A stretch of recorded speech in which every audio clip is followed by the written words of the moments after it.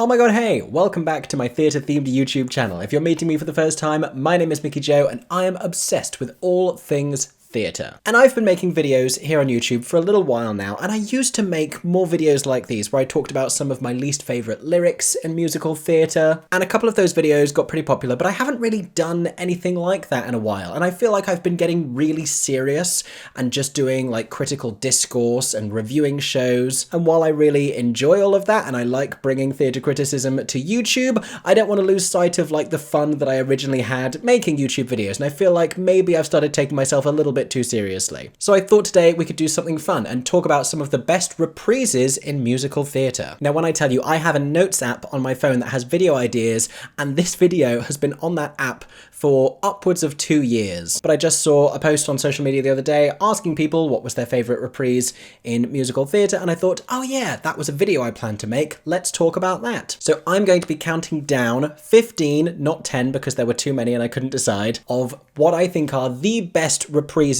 ever written for musical theatre. If you enjoyed today's video, make sure to subscribe to my theatre-themed YouTube channel, and if you want to see my videos before everyone else does and gain access to some exclusive content, hit the link in the description and sign up to become one of my channel members. Now, let's talk about the greatest reprises ever written for musical theatre. So for those of you who might not be sure, let's quickly define what I mean by a reprise. So a reprise in musical theatre is where you have a song that is then sung again later in the show. And reprises have existed for as long as musicals have. There's an example in Oklahoma. In the first act, Curly and Laurie, who are feuding, sing a song, People Will Say We're in Love, where they say we shouldn't give people ideas because the neighbours will talk. And in the second act, when they predictably fall in love with each other, they reprise the same song and instead sing Let People Say We're in Love, which is a pretty standard example of a reprise. It's a lovely reprise, but there are many more in musical theatre that do very clever and entertaining and exciting things. I'm going to talk to you about those today. Brief disclaimer, some things I don't think count as reprises. This may be controversial, I'm going to say it anyway.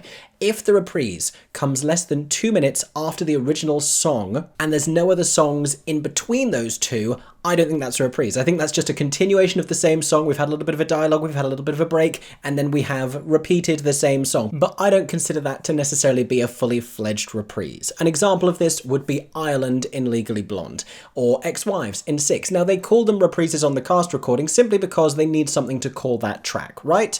But practically in the show, they come less than a few moments after the first version of the song has ended, just to be like, that was a great number, wasn't it? Let's do a small bit of it again and get another round of applause. I like both of those numbers, but strictly speaking, I don't really think they're reprises. I'm also not really going to talk about the shows that just use a lot of repetitive themes. Think of Les Mis as an example to this, where we hear almost every melody more than once during the show. For example, I Dreamed a Dream being the same as One Day More, or pretty much anything that Angelo Weber has ever written because he loves a recurring theme, as do I. An example of this would be Evita, where Don't Cry For Me Argentina and Oh What a Circus are actually the same song. That in itself is a different video. If you want to see that one, let me know in the comment section down below. But for now, let's start talking about some reprises. FYI, there will be spoilers about pretty much every musical that I talk about in this video, so if I start talking about a show that you don't want spoilers for, skip ahead to the next section. So the first one that I've put on this list is I Won't Send Roses from Mack and Mabel. This is a beautiful show, and this is a pretty textbook example of what a reprise can do. You have this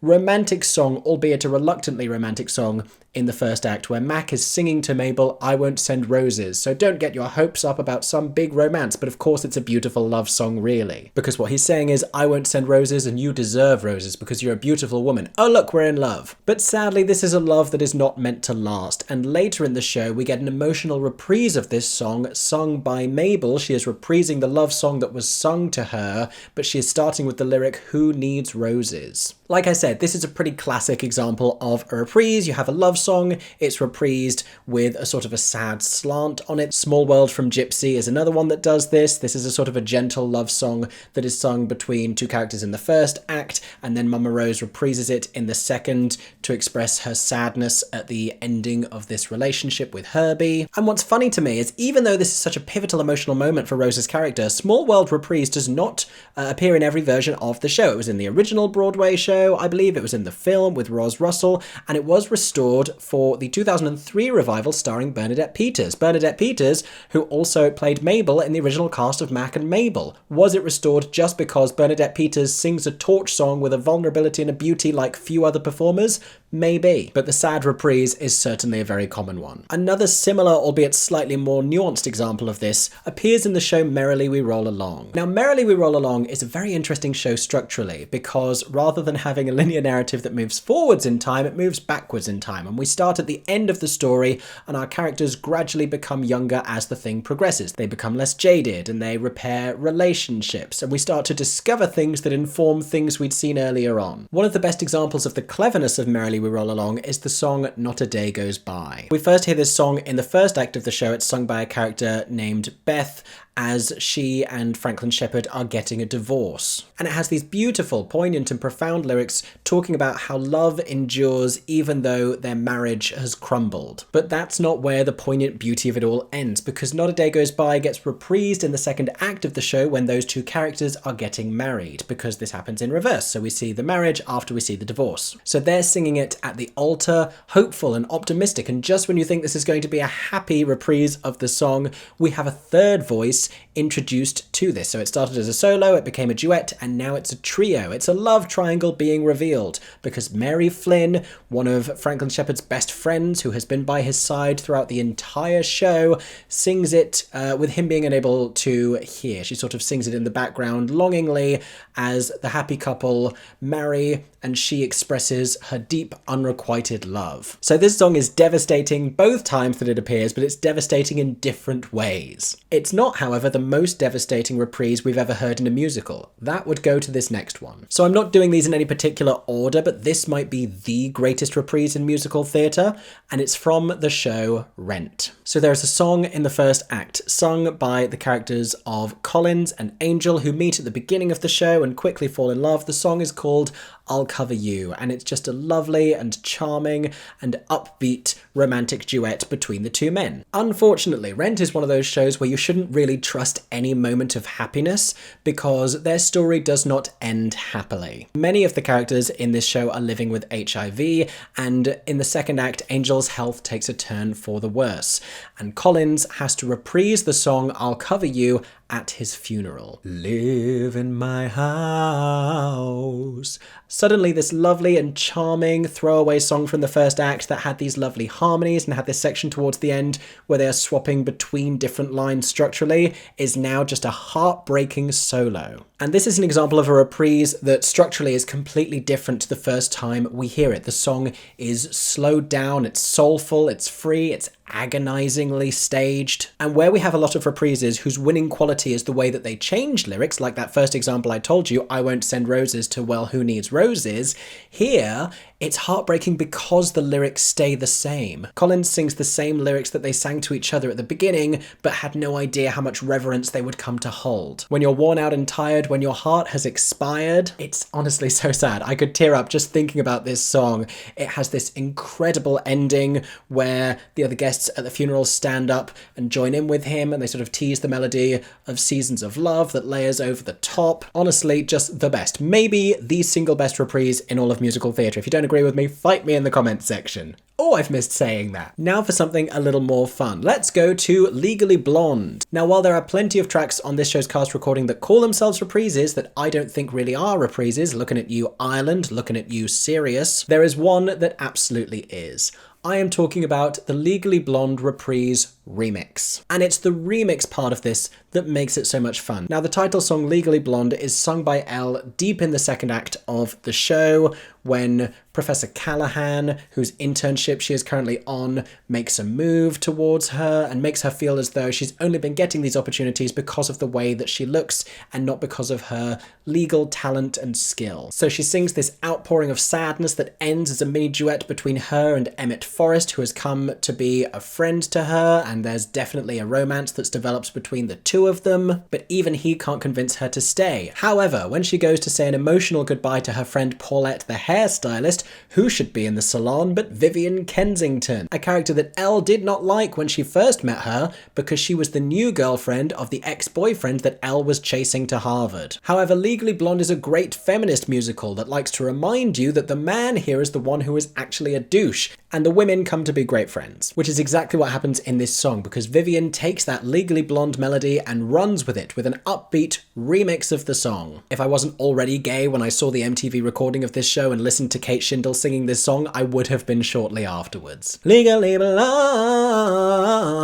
Honestly, great reprise. And when there are so many that take happy songs and turn them on their heads to be sad, it's nice to have a sad song being reclaimed with positivity in its reprise and being remixed, exactly what it should do. And not to overanalyze Legally Blonde, but what's really happening here is we're taking Elle's lowest emotional moment, and that same melody is becoming her source of strength. To be honest, iconic. The next reprise does something similar. Here is another character taking this emotional low point and reclaiming it for themselves. Admittedly in a transformation moment that may be a little bit less feminist than Legally Blonde's. I am talking about the character of Sandy in Grease, who reclaims the song that was sung about her, Look at Me, I'm Sandra Dee. Sandra Dee? Sandra Dee. I'm not Australian. So in the first act of the musical, the character of Betty Rizzo, who feels a little bit slut-shamed by the more virtuous Sandy, sings the song Look at Me, I'm Sandra Dee in order to make fun of her. Lousy with virginity. Now cut to the second act of the show, and Sandy sings this song for herself. She has this moment of reflection and realization, and she decides that she wants to take control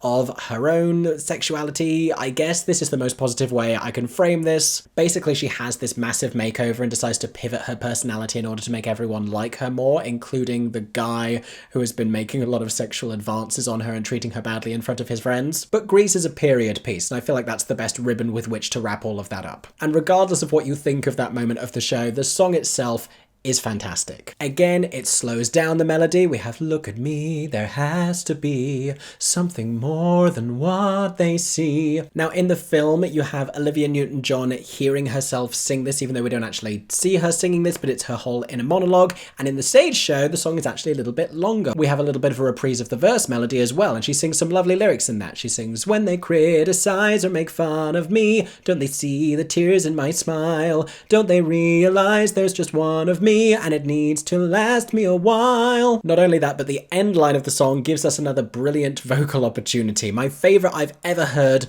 Lauren Samuels. But Olivia Moore also does a really great job of it right now in the Grease revival that's on at the Dominion Theatre. She sings the hell out of this song, and it's great. Now, I don't think we can have any conversation about reprises in musical theatre without talking about Disney. And I'm going to talk about a Disney show that has been on stage, but even in the Disney films, they love a reprise. They love a reprise in a Disney film. We've had reprises where heroes' songs get turned on their heads and get sung by villains. Think of the Prince Ali reprise that is sung by Jafar in the movie Aladdin. Prince Ali turns out to be merely Aladdin. Think about the beautiful reprise sung at the end of Beauty and the Beast, where they're singing certain as the sun, rising in the east, and we have all these lovely harmonies. But I think the most iconic reprise in Disney history, maybe ever, to be honest, is Part of Your World. Now, I'm kind of breaking my rule here because this does come pretty soon after she sings Part of Your World for the first time, but it's such an obvious standalone reprise of a moment. And when you think of Part of Your World visually, it's actually the reprise that you might remember first. This is Ariel on the rock pushing herself up with the wave cresting behind her, and it's one of those great moments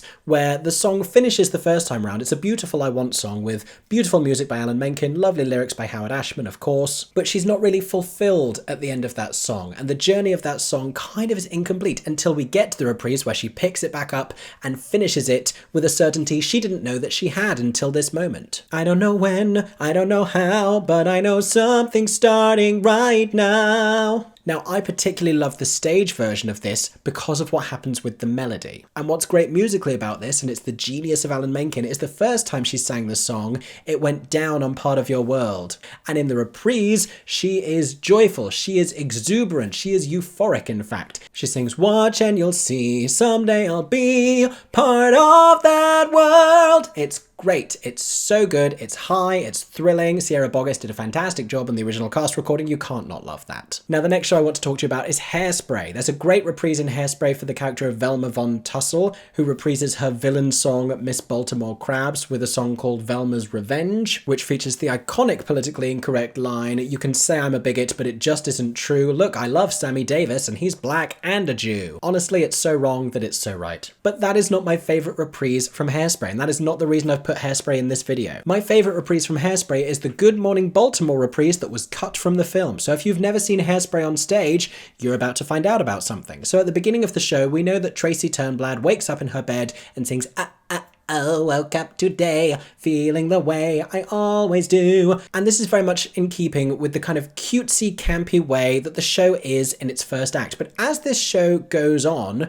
the lovely and charming Tracy, who just wants to dance and is maybe a little bit naive to the realities of the world and the realities of 1960s Baltimore, she comes to find out that not everything is as fair and happy as she thought it might be. And she comes to learn more about the racial injustices of the time. And she aligns herself for the black community, who are trying to advocate for their own rights just to be seen and to dance on television. To this end, the next time we hear Good Morning Baltimore, Tracy has hugely evolved as a character. It's a sad reprise of the song, and one where she feels discernibly a little bit older, a little bit wiser. She has grown considerably. Now, the lyrics are still funny and cutesy, but they have a little bit more reality to them. She sings, "This morning life was a Baltimore fairy tale, now I can't make bail." And then my absolute favourite lyric, this one is genius, "Let me out so this dream's unfurled, I'll eat some breakfast, then change the world." That last line is just Tracy Turnblad as a character entirely. She is so plucky and optimistic about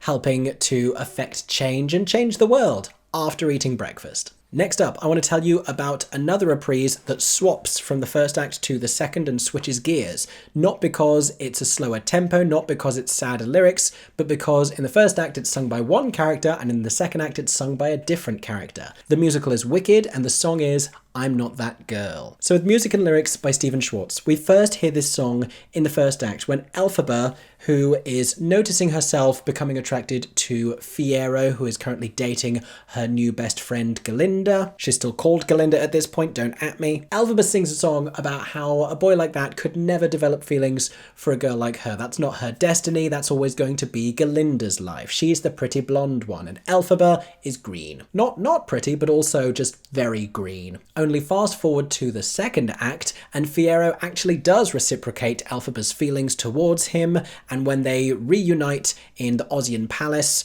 where she is a fugitive, they decide to leave together, and this is the moment where Glinda, who has lost a vowel from her name in the intervening scenes, she realises this for the first time in this moment, and so she sings a sad reprise of "I'm Not That Girl." My favourite part of this song being the way that it leads into "As Long As You're Mine." We have "I'm not that girl, do do do do do do do do," "As Long As Your Mine" begins. There's also something to be said for this song finishing on such a low note each time, because Wicked is associated with its high belting endings, right? Defying Gravity, The Wizard and I, No Good Deed, they are all right up there. Thank goodness, no one mourns the wicked. If it's not high belting, it's high soprano. But those are triumphant and declarative and bold moments, and "I'm Not That Girl" is much more introspective and low and serious and sombre. Low notes being used for a reason. Now, I've mentioned a lot of reprises that change things from one act to the next, and this next reprise is genius and funny because it changes nothing. And by changing nothing, it speaks volumes.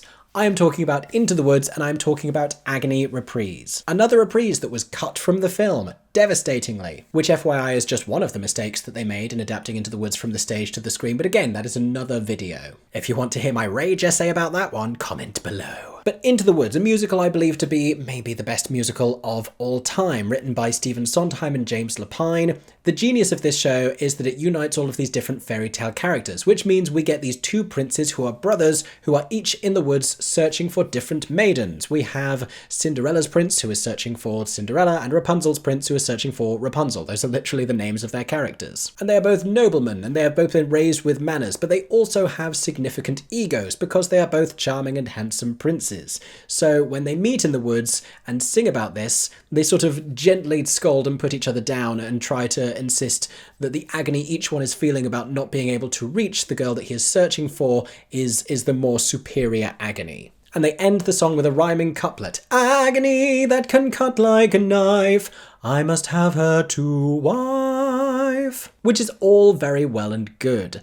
But where the first act of Into the Woods is a fairy tale, the second one shines a little bit more reality on all of these characters. And these charming and handsome princes turn out to be charming but not sincere. Yes, that is literally a line of dialogue from the show. And when they next meet up in the woods, they are singing about two different maidens, not their wives, but two other lovely maidens they have encountered behind their wives' respective backs. They are talking about Sleeping Beauty and Snow White. And the fact they sing exactly the same duet over again shows these characters to be completely vapid, completely insincere, but also all of these lyrics that pertain to the different fairy tales are very funny. And maybe the funniest lyric in the entirety of Into the Woods comes when the two brothers are bickering back and forth. One says to the other, if there's a thicket in the way, then you could just pick it apart with a stick. And the other says, yes, but even one prick, it's my thing about blood. The other says, well, it's sick. He says, it's no sicker than your thing with dwarves. He says, dwarves. He says, dwarves. And he says, dwarves are very upsetting, which is just a genius lyric. Come on now. Dwarves are very upsetting. The operatic seriousness with which he sings it, it's just great. And the cherry on top of the whole thing, where we originally had the final line, I must have her to wife,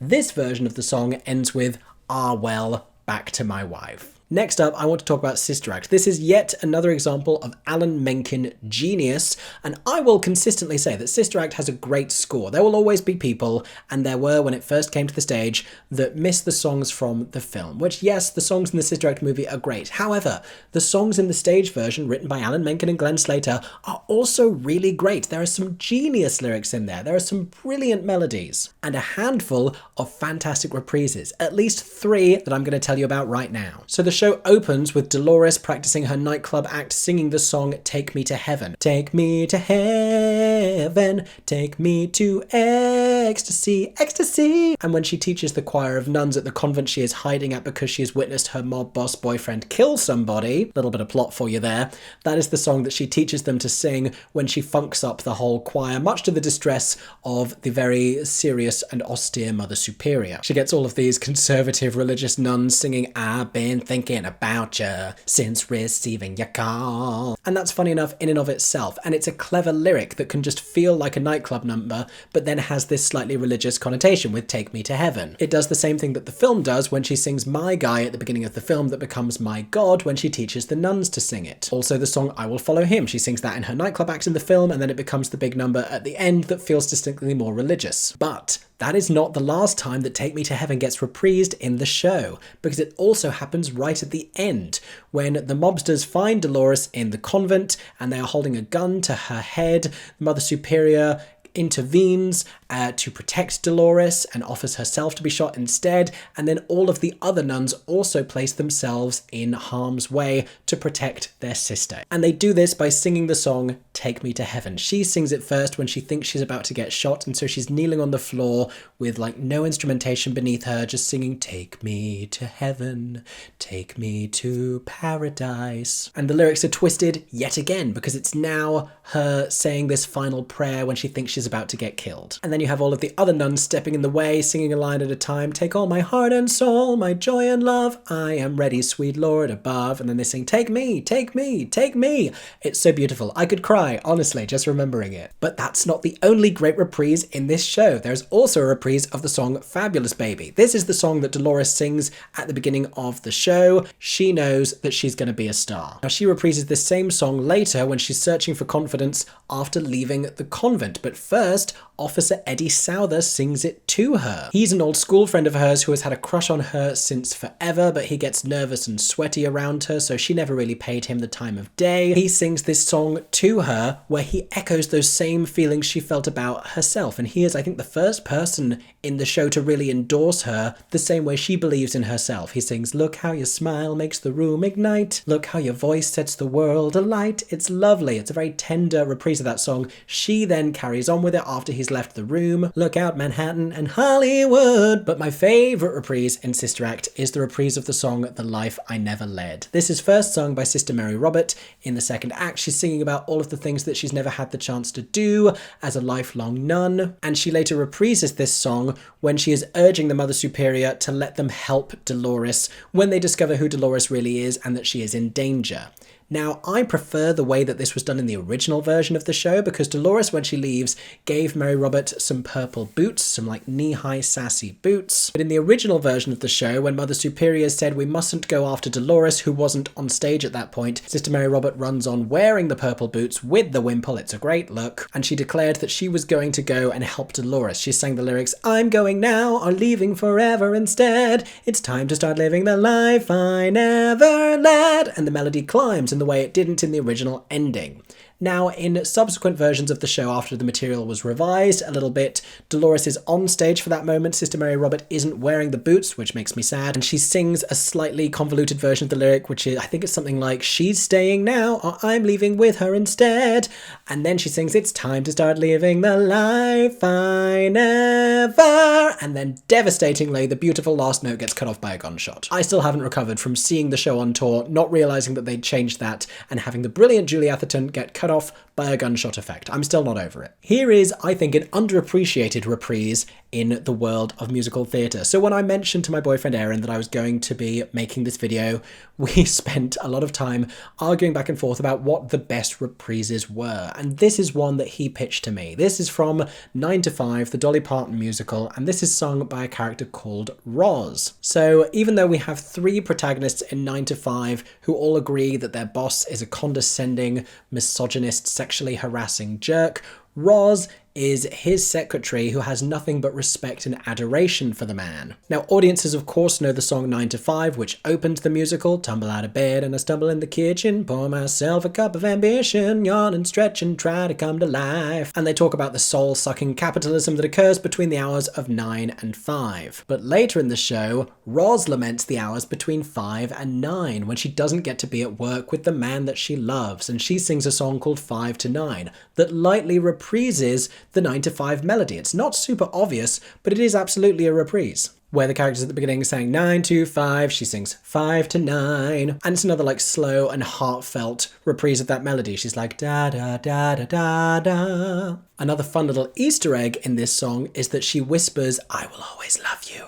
I Will Always Love You, of course, being another song that was written originally by Dolly Parton before it was recorded by Whitney Houston for the Bodyguard soundtrack. Now, in recent years, one of the most iconic reprises in musical theatre has been the Wait For Me reprise from Hadestown. Hadestown has a bunch of different reprises in its score. Some of them just feel like a song coming back. We want to re-articulate the same idea, but this one feels very much like a bit of an evolution from the first time we hear this song to the second. This is Wait For Me reprise. Now, the first time we hear Wait For Me, it's at the end of the first act when Orpheus decides to chase Eurydice into Hadestown, into the underworld, where she has gone in order to get guaranteed food and work because she's living in a cold and unforgiving wintry poverty. So she is seduced by Hades' offer of employment. She goes with him to the underworld, and then Orpheus, who hadn't super been paying any attention to her because he'd spent years writing a song, when he finds out about all of this, he decides to follow her by walking a really long way. And we have some lovely staging with lamps. It's great. It all sounds great. It looks great. Then in the second act, he goes down to Hadestown. He pleads with Hades,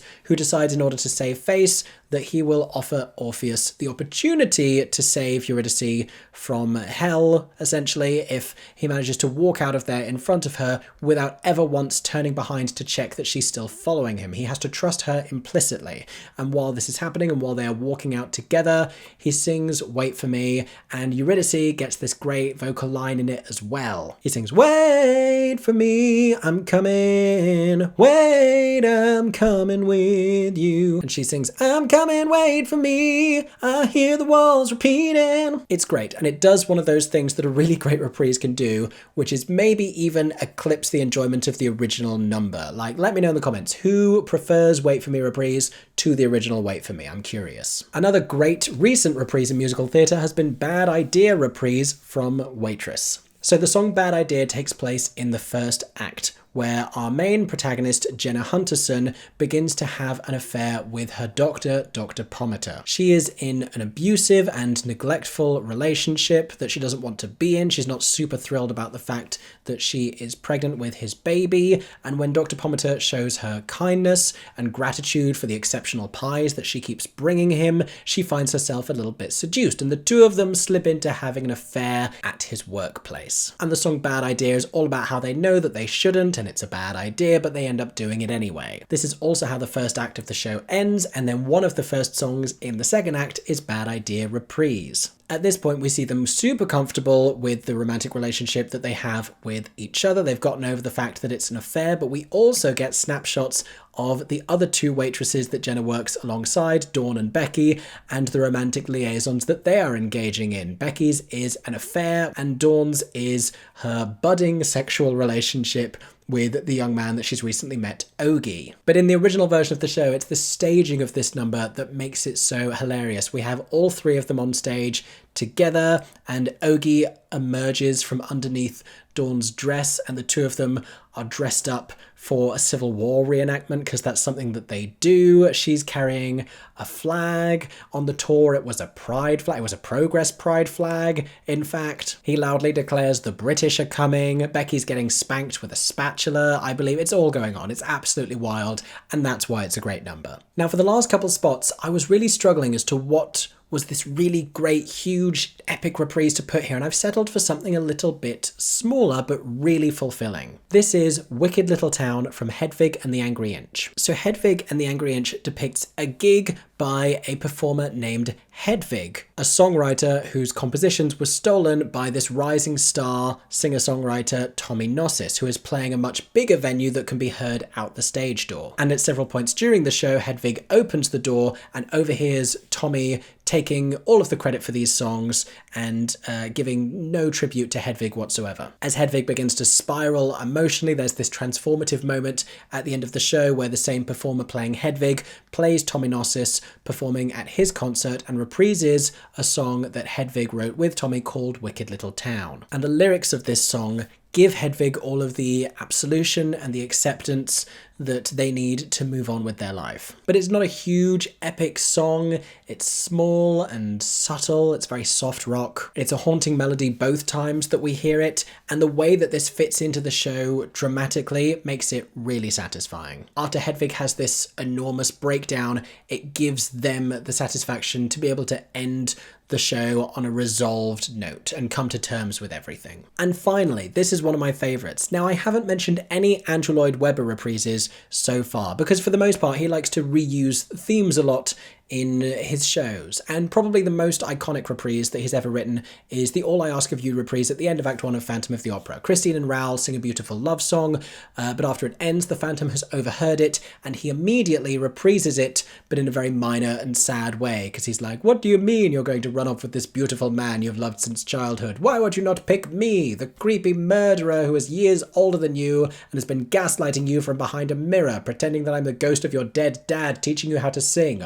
Why would you not choose me, Christine?" Now, the reason I haven't chose that is because it does kind of break my rule about not really being a reprise. Phantom is sung through anyway, and we have sequences like the final layer sequence where we have so many different songs and themes and melodies that just kind of form one piece, and I consider Phantom's part of All I Ask of You to really just be the ending of the song after they've left. But one that is a more traditional version of a reprise takes place in the musical School of Rock. This is my favourite song in the School of Rock score. I think we move away from the very funny plot about Dewey, who is a aging rock star who needs money and so duplicitously takes a job as a substitute teacher and ends up turning this very serious private school class into a rock band. We step away from that for a moment to give the kids this song where they can sing about their frustrations with their parents, who are so determined to push them towards exceptional results and success that they're not really seeing their kids for who they actually are. They sing a song called If Only You Would Listen. If only you would listen. Now, eventually and predictably, Dewey's scheme starts to unravel and all of the very annoyed parents find out about this,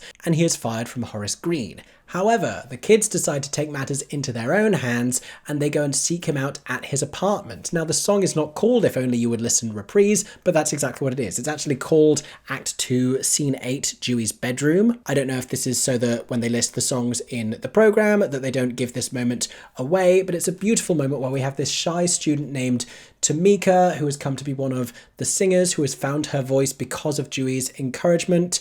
In the midst of all of this arguing, she starts this a cappella reprise of the song. It's beautiful, but crucially, the whole feel of the song has changed from the first act, where it was playful and juvenile. It now feels soulful and soft rock because he's helped them find their rock. And he's used rock as a tool, sort of unwittingly, to help them sort of find their own voices and their independence from their parents. And it comes back as this slow, soft rock waltz. Da, da, da, da, da. If only you would listen. And the lyric isn't if only you would listen, it's and only you would listen. That's what they're singing to him. They're saying only you listened to us. It's beautiful. It's a lovely reprise. It does make me cry every single time I see the show, and that's why it's on this list. Thank you for watching this video. I hope that you've enjoyed. Make sure to comment down below what your favourite reprises are in musical theatre. There are so many honourable mentions I could have put into this video. Falsetto Land in Falsettos comes to mind. Skater Planet from the recent Tony Award-winning musical Kimberly Akimbo, and there are many more. There are so many more, so comment down below with your favourite reprises from a musical. If you did enjoy today's video, make sure to subscribe to my theatre-themed YouTube channel. There will be plenty more videos just like these coming very soon. I hope that everyone is staying safe and that you have a stagey day. For 10 more seconds, I'm Mickey Joe Theatre. Oh my god, hey, thanks for watching, have a stagey day. Subscribe!